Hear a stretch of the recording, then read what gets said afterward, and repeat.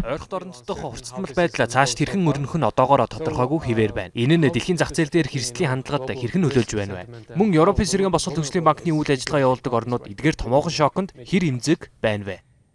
Pretty much every country in the world is touched. Ойрхон оронд дох зөрчил мөргөлдөөн дэлхийн бараг бүх улсад юуны өмнө газрын тосны үнээр дамжин нөлөөлж байна. Энэ нь олон улсын төсвийн зардал дарамт учруулж байгаа.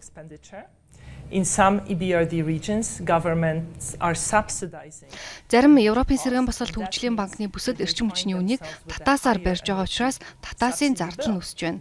In other countries, governments are under pressure to lower taxes on. Харин зарим улсад эрчим хүчний татварыг бууруулах шахалт нэмэгдэж байгаа.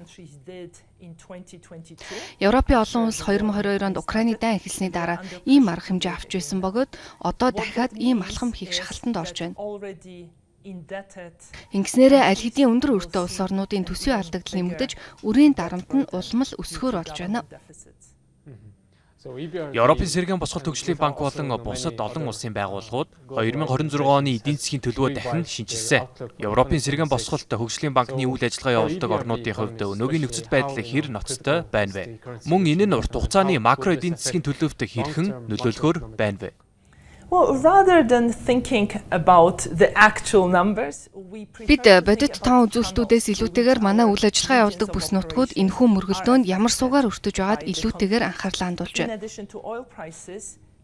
Газрын тосны үнээс гадна Европ бүсэд байгалийн үнээр дамжин маш хүчтэй нөлөө үзүүлж байгаа. 20 онд эдгээр таваар үн Америкийн нэгдсэн улсынхтай ижил түвшинд байсан бол одоо Америкийн нэгдсэн улсынхаас 4-5 дахин өндөр болж байна. Энэ нь Европын өрсөлдөх чадварыг улам сулруулж байгаа. Мэдээж үүний улмаас Герман зэрэг орнуудын Европын бүс нутгаас импортлох эрэлт буурах нөхцөл үүсэж байгаа. Түүнчлэн энэхүү шокийн нөлөө худалдааны сүлжээгээр дамжин бусад орнуудад ч тархаж байгаа. Then of course there is tourism. Many countries are directly affected. Мөн олон улсын аж жуулчлалын салбарт шууд нөлөө үзүүлнэ. Тухайлх юм бол Йордан зэрэг улс орнд жуулчлалын урсгал буурч байна. Now because of the conflict, but Түүнчлэн онгоцны түвшний үн өснөөр аяллаа зардал нэмэгдэж, бусад орнуудад ч давхар нөлөөсөн дүр зураг ажиглагдаж байна. Та газрын тос эрчим хүчний үнийн талаараа дурдлаа. Энэ нь Монголд ч нөлөөлж байгаа. Эрчим хүч, уулуурхайн салбараас өндөр хамааралтай эдийн засгтай Монгол улсын хувьд эрсдлийг та хэрхэн харж байна вэ? Mongolia, just like other countries that import oil, Монгол улс газрын тос импортлдог бусад орнуудын адилаар эрчим хүчний өртөг өсөх сорилттой тулгарч байгаа. Энэ нь мэдээж инфляцийн дарамтыг нэмэгдүүлж улмаар хүүгийн түвшин илүү удаан хугацаанд өндөр хэвээр хадгалагдах нөхцөл бүрдэх юм. Ийм орчинд эдийн засгийн идэвхжил саарах нь ойлгомжтой шүү дээ. Мэдээж Монголын дунд хугацааны төлөвийг авч үзэх нь чухал. Өнөөгийн нөхцөл байдлыг харуул улс орнуудыг байгалийн баялагын нийлүүлэлтэд төрөлжүүлэхэд түлхэж зүгж байна. Энэ нь Монгол улсад ялангуяа чухал ашигт малтмлын экспортын шинэ боломжуудыг бий болгож магадгүй. Монгол улсын хувьд чухал ашигт малтмал экспортлох өндөр боломжтой гэж бид хардаг.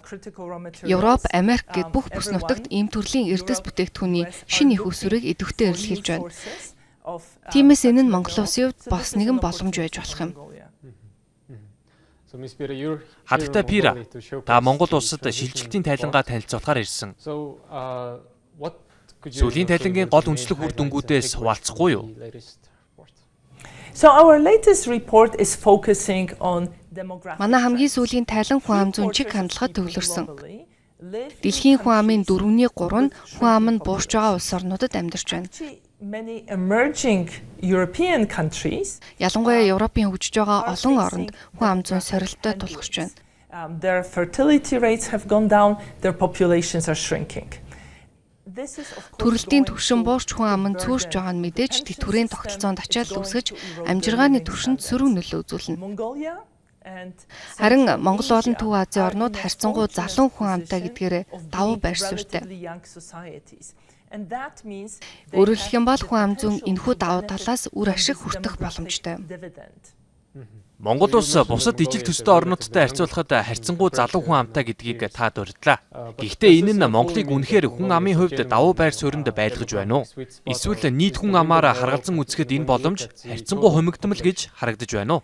Well, Mongolia right now has the opportunity Одоогийн байдлаар Монгол улсад хөдөлмөрийн зах зээлд олноор орж ирж байгаа залуу хүн амын давуу талыг ашиглах боломж бүрдэж байна. Гэхдээ энэ боломж үргэлж нээлттэй байхгүй шүү дээ.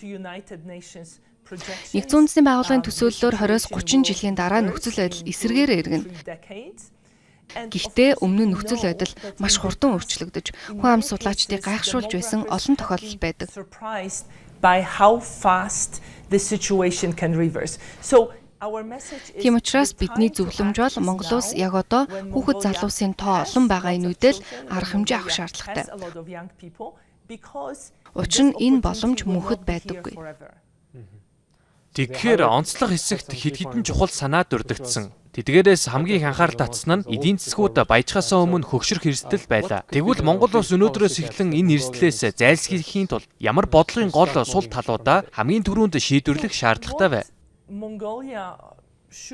Монгол улсын хувьд бизнесийн орчноо тогтвортой, урьдчилан таамаглах боломжтой байх хэрэгтэй.